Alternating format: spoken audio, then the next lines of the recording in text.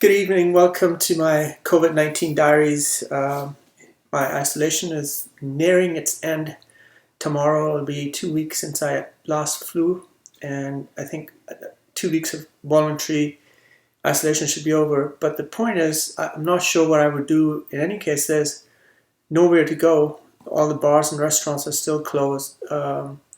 You can already go out for a walk, or in my case, I go for a run. I live in a very picturesque area. There's a lake here and there's good running paths, so I do that. But as far as socializing with people or going to bars and parties, that's still a no-go. So so I thought I would make another installment of my COVID-19 diaries. This is what you do to entertain yourself when there's not much else to do. Today I wanted to talk about poet Philip Larkin. But as I was thinking about Philip Larkin, it made me think that how did I discover Philip Larkin? And thinking of that took me further back. Because first, before I discovered Philip Larkin, I discovered who Kingsley Amis was. Kingsley Amis, famous writers from the 50s, 60s, 70s, and some might even say in the 80s, but his powers, whatever powers he had, were severely in decline by then. So how did I discover Kingsley Amis? I used to play tennis, and it used to be very hot, and so before I'd go out to practice, I'd leave my house early, right, basically after lunch, and I would spend a couple of hours in a library. It's this very cool, high-ceiling British Council library, and I started looking at, I went into fiction, and I started with A, and obviously in A, Amos was there, so I borrowed a Kingsley Amis book completely at random, and the book that I got was it was called The Green Man. I still remember it to this day, and it was I must have been 13. Probably 13, yeah. And so I took it home and I read it, and it wasn't a very good. It was a sort of a ghost story, but it wasn't that good. But what was good about it is that it had lots of sex in it. And as a 13-year-old, I said, "Wow, here's a book that is considered, is like a literary writer, but there's lots of sex in this book." So I read it, and then I got the next one, and the next one, and the next one. I pretty soon read everything that Amos had published by then. So that was many, many, many years ago. Then I was in a bookstore, and I saw this. This is when it had first come out. So this would have been in the. This would have been in the, I'm guessing, the late 80s, early 90s. Let's see when this came out. This 1991. I remember I had a stopover in London, and I went and bought this book at Hatchards, I think is the name of the bookstore. I don't know if it's still around. Anyway, so I got this book, and before I talk about this book, so what this is it's a most unusual memoir. Memoirs are generally about your own life. The writer, is in his final years, writes about his life. But this particular memoir is in the form of individual personality essays. Amos writes about, I shouldn't say all the famous people he knew, but some of the famous people that he knew. But most memorably, if they're not really close friends of his, they're people that he didn't like. And this is it's like score settling. He's incredibly rude about lots of people, and he has very little good to say about people that aren't his close friends. And if you see what he says and why he says it, you can just imagine what a petty man he must really be. Because a lot of his complaints are about somebody not buying him a drink, or somebody standing him to lunch, but the lunch not being good enough, or somebody skimping on the size of a drink that he was served. This, and there's of course some professional jealousy as well. So this is what he writes about, and he takes pot shots at some pretty interesting people. Let me read to you who's covered in here. There's Lord David Cecil, James Mitchie, Anthony Powell, John Brain, Francis Bacon. Francis Bacon supposedly tried to seduce. This is Francis Bacon, the painter, not Francis Bacon circa 1500s. Francis Bacon, the painter, tried to seduce a young Kingsley Amis. At least that's what Kingsley Amis thinks and writes about. There's Lord Snowdon in here, Robert Graves, Arnold Wesker, who he makes a lot of fun of his playwriting ability. So anyway, it makes an interesting bitchy read. So if you want to have it's amusing because whatever Amos says, he's a good writer, but it's such petty stuff that he writes about. But still, I read it and I enjoyed it. But in here, one of the chapters was on Philip Larkin. And so I read Philip Larkin. Let's see if I can find it in here. Philip Larkin, 51.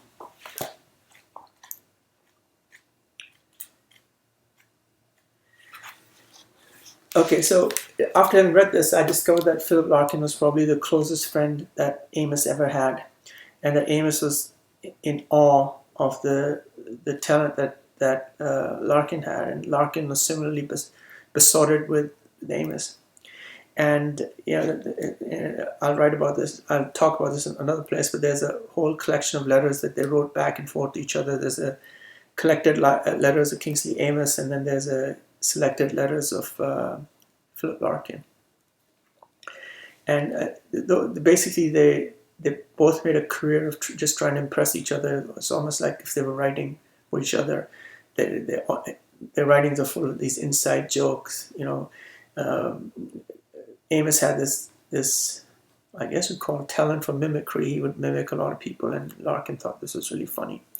But even though Larkin is one of his best friends, he does not spare Larkin. He talks about how Larkin was a penny-pinching miser, how Larkin had a unnatural fear of death, and he says, well, how can a thinking person be afraid of death? Because how can you be afraid of something that you won't feel, you won't sense? And so, Amos is very philosophical about it, and he talks about going to Larkin's funeral and his memorial. Well, the irony of this is that when I think this would have been in early 2000s, when Amos himself, Amos was a very famous drunk, and in a drunken fall, he injured his, he's a 70-some-year-old man. He was fat and, completely unfit. He fell down and he went to hospital and never came out. But while I was in that hospital, he was so terrified of being there that he would constantly dial the phone number of his ex-wife, who, this is a bizarre story, but the ex-wife and her current husband were housekeeping for Kingsley Amis. They all lived in the same house, and somehow seemed to work out. But anyway, he would constantly call her. That she had to get the phone disconnected so that Amos would not call it night and day constantly. So talk about making fun of Philip Larkin's fear of death, but then when it was your own turn, you didn't go out very well. So what can I say about Kingsley Amis? Kingsley Amis is this. I have to say, Kingsley Amis is a closet racist, misogynist. His writings about women are terrible. He treated his first wife, Hilly, was Martin Amis's mother, very badly. He left her with 3 young children, and decamped with another Elizabeth Jane Howard, a writer they met at some conference. And he divorced Hilly and married Elizabeth Jane. But that marriage really didn't work out because Elizabeth Jane, for instance, did not like the fact that Amos was always drunk, and he was drunk to the point where he couldn't perform even the basic functions of married life. Hilariously,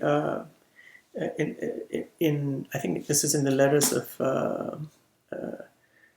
Amos's collected letters, that he complains either to Robert Conquest or to Philip Larkin. These are the laddish friends that he would write such things to, that how Elizabeth Jane Howard was very upset because he wasn't fucking her like he should be, and she wanted him to see a doctor, and so he went to see a psychiatrist who apparently got him to tie a string to his penis and pull it, and he was told that he would have to give up drinking if he wanted to have a normal life, and he refused to give up drinking. So one fine day, Elizabeth Jane went somewhere and never came back.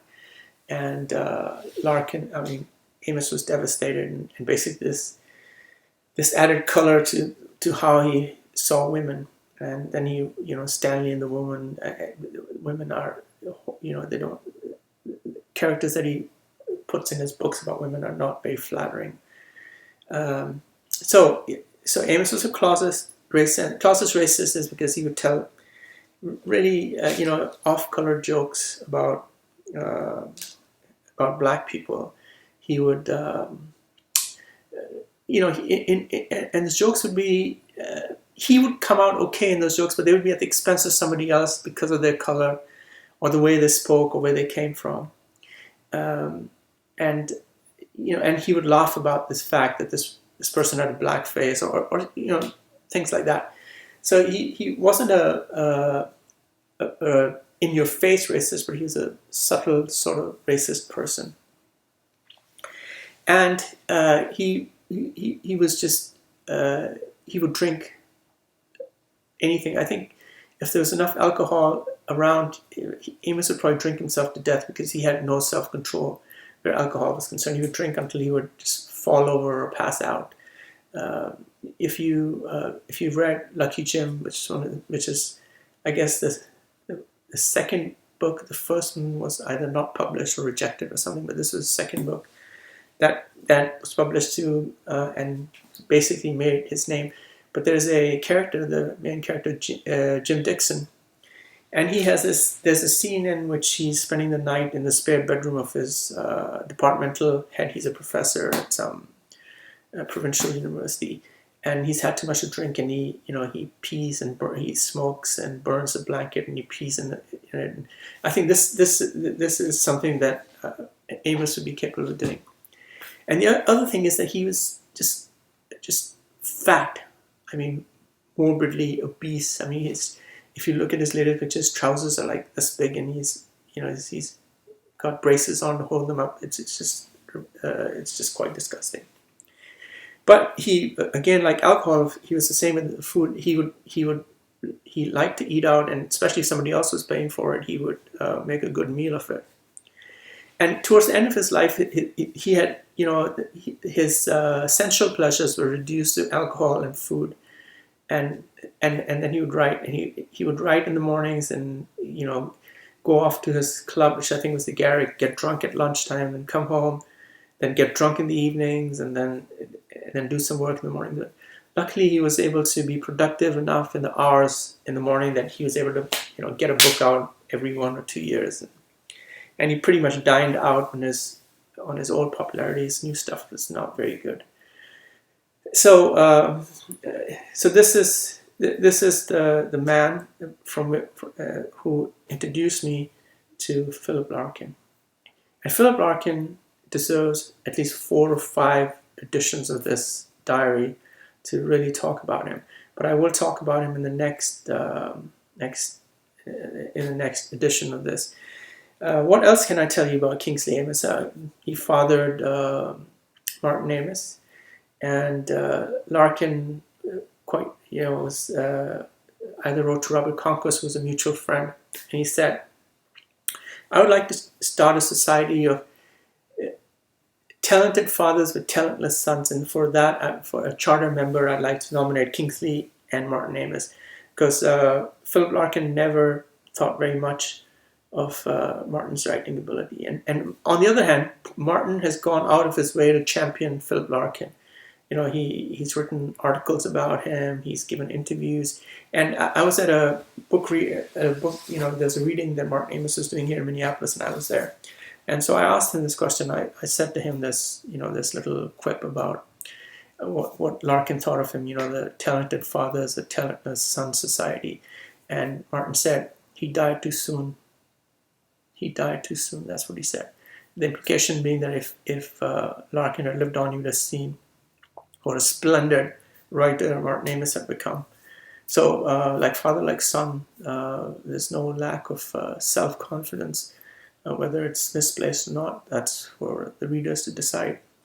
Well, that's Kingsley Amis. And Kingsley Amis later in life became this, as I said, a blimp with these really very conservative ideas. He was little Englander, much like Philip Larkin, and he it had these very conservative ideas.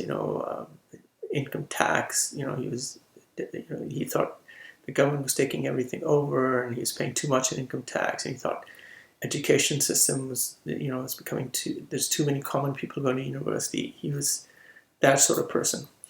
So that's Kingsley Amis in a nutshell. And the only reason I talked about this was because I wanted to talk about his best friend, Philip Larkin, who is a much more complicated character and possibly more talented, but more about that next time. Thank you. Have a good day. I hope you're enduring this pandemic well, and you're going to come out strong on the other end. Thank you.